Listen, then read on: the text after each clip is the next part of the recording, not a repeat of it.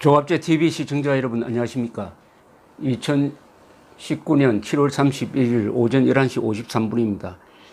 오전 11시부터 정의용 국가안보실장 주재로 국가안보회의 긴급상임위원회가 열리고 있습니다. 역시 문재인 대통령은 이 회의에 참석하지 않고 주재하지 않았습니다. 지난주에 있었던 북한 미사일 발사 때도 문재인 대통령은 회의에 참석하지 않고 주재하지 않았습니다. 간단하게 이야기하면은 안보에 관심이 없다는 직설적 표현이라고 보여집니다. 그러면서 제주도 그리고 남해의 섬을 찾고 있습니다. 참고로 일본 방위성이 오늘 새벽 7시부터 그러니까 발사 2시간 후죠. 7시부터 긴급 간부회의를 했습니다. 정경도 국방장관은 그나마 계속 도발하면은 북한군은 국군의 적이다 하는 발언을 했습니다. 오늘 발사의 사정거리가 250km라고 합니다. 250km. 그리고 30km 고도를 유지하면서 날았다고 합니다. 250km면은 지난주에 쏜 것이 사정거리 600km니까 우리에게 위협이 덜 된다 이렇게 생각할지 모르겠는데 250km면은 발사한 데가 원산 북쪽 호도반도입니다. 거기서 서울까지 거리가 약 205km입니다. 그러니까 250km를 날렸다면은 거기에 핵탄두를 달았다고 그러면은 수도권에서 터졌다는 이야기죠. 수도권에서 터지는데 한 5분도 안 걸렸습니다. 우리가 가지고 있는 미사일 방어 수단으로는 막기가 어렵습니다. 그리고 국민들은 그런 상황에서 어디로 대피해야 될지 이 정부로부터 한 번도 교육을 받은 적이 없습니다. 한 번도 훈련받은 적이 없습니다. 그랬더라면 대한민국은 죽었습니다. 오늘 대한민국은 죽었습니다. 그런데 대한민국이 죽지 않았습니다. 왜냐? 김정은이가 거기에 핵 탑재를 하지 않고 남쪽으로 쏘지 않고 동해로 쏘았기 때문입니다.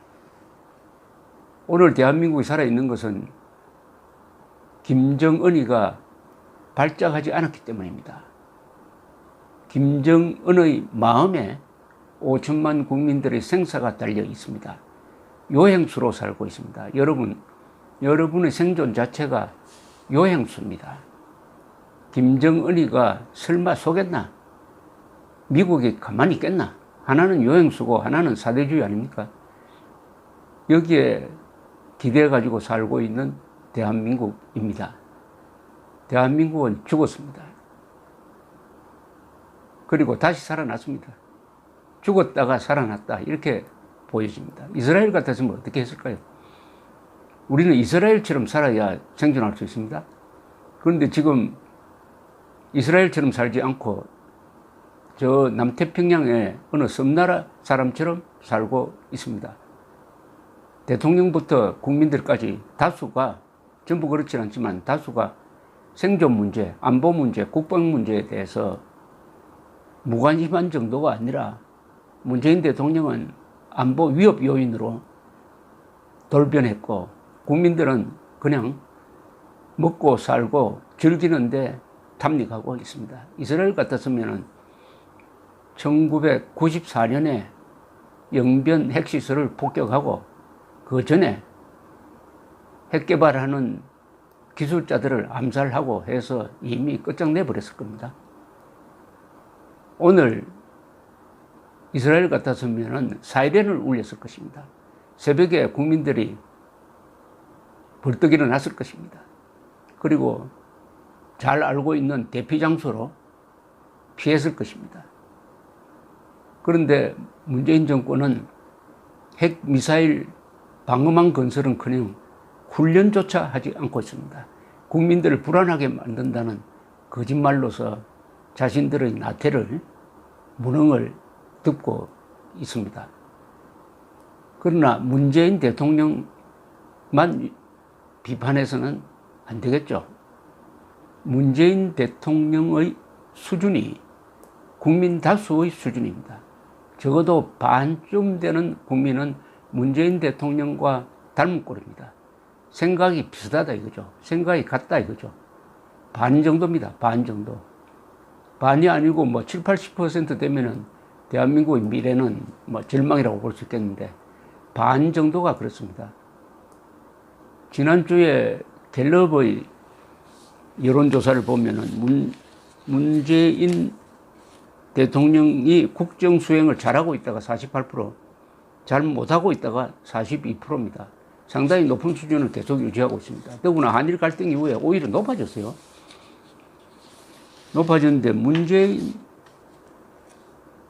대통령이 잘하고 있는 이유가 뭐냐? 이게 중요합니다. 왜 잘하고 있다고 생각하느냐? 여러분 놀라지 마십시오. 외교를 잘하고 있다가 36%입니다. 그러니까 문재인 잘하고 있는 이유 중에서 제일 큰 이유가 외교 잘하고 있답니다. 36%. 아무리 그렇지만은 문재인 대통령이 뭐 적폐 수사를 잘한다가 아니고 외교 잘한다가 1등입니다. 문재인 대통령이 외교를 잘못해가지고 대한민국이 지금 동네북이 되고 있는데도 국민 다수는 문재인이 외교 잘한다. 이 맨정신이라고 볼 수 있을까요? 그리고 북한과의 관계 개선을 잘한다. 이게 두 번째 이유입니다.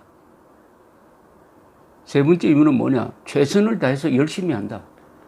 요새 최선을 다해서 열심히 놀러 다니지 언제 안보 문제 챙기는 거 봤습니까? 북한과의 관계 개선을 잘한다고요? 그러면은 김정은이가 지난주에 미사일 쏘면서 문재인 대통령을 딱 겨냥해가지고 한미 연합훈련 하지 마라, 신무기 도입하지 마라 라고 해도 문재인 대통령은 거기에 한거 한 분 하지 못하는 이런 관계가 잘한다고 한다면 문재인 대통령이 잘한다는 이 지지 세력이 바라는 대한민국은 김정은에 종속되는, 김정은의 인질로 되는 것을 자원하고 있다 이렇게 보여집니다. 그런데 어떤 사람이 이런 생각을 가지고 문재인 대통령 잘한다고 생각하느냐 하면 이게 가공할 점입니다. 20대는 52%, 30대 59%, 40대 59%, 50대 52%가 이런 문재인 대통령 잘한다고 합니다. 60대 이상만이 잘한다는 사람이 27%밖에 없습니다. 제대로 판단하고 있는 사람이 27%밖에 안 된다. 가공할 사태입니다. 더구나 생활 수준을 보면은 이 고소득 고학력자인 화이트 칼라가 압도적으로 문재인 지지입니다. 63% 잘한다. 그리고 더 충격적인 것은 생활 수준이 높을수록 문재인 잘한다가 높습니다. 상중상층에서 53%, 중류층에서 51% 문재인 잘한답니다. 그러나 하류층에서는 38%, 중하층에서는 46%가 잘하고 있다라고 하니까 고학력자,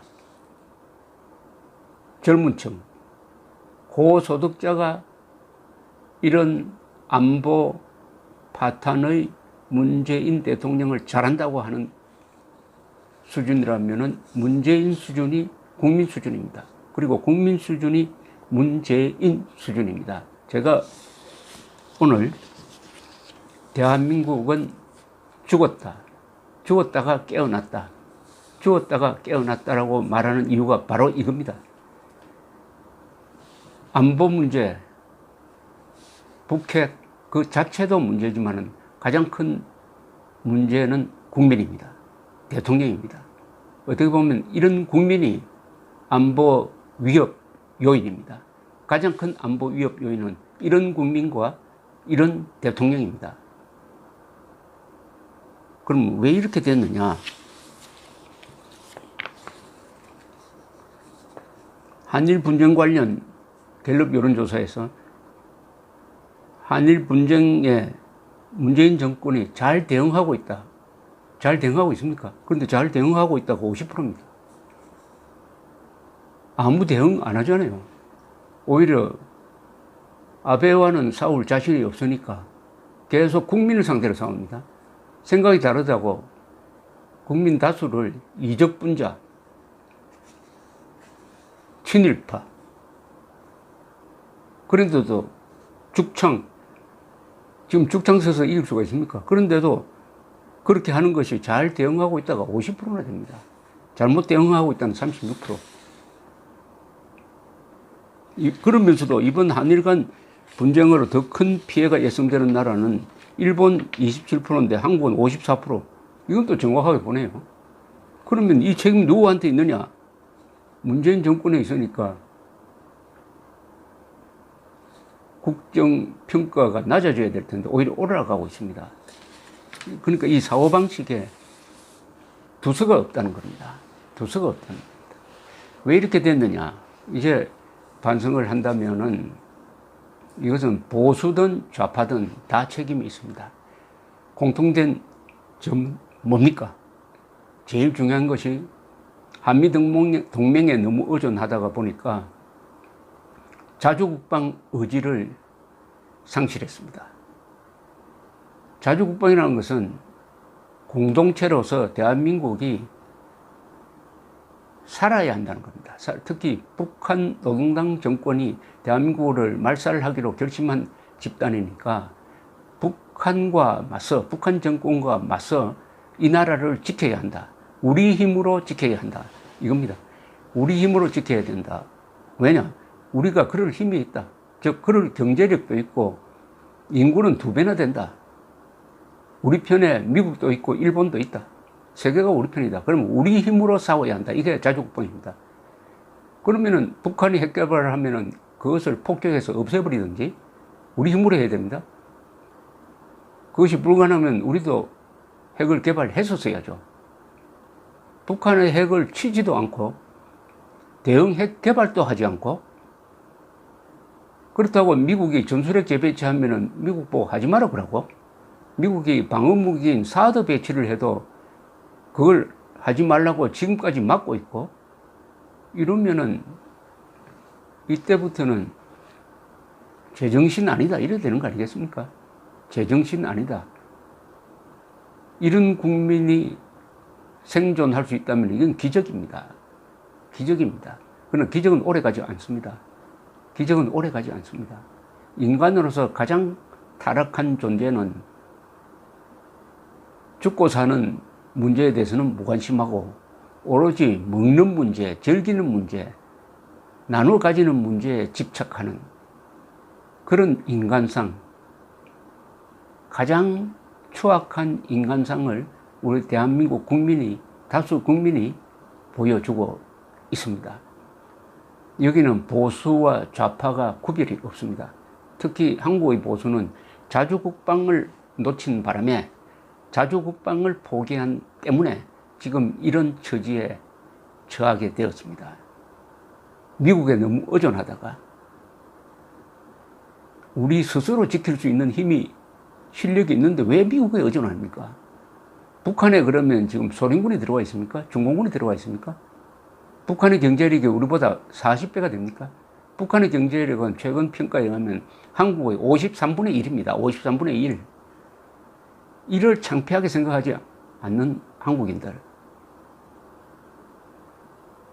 지금도 한국 사람들이 벌벌 떨고 있다면 외국 사람들이 어떻게 보겠습니까? 한국 사람들을 어떻게 보겠습니까?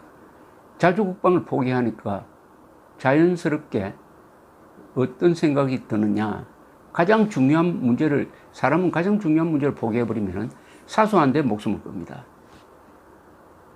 복지라든지 분배라든지 서로 시기 질투하는데 정신이 빠지게 됩니다.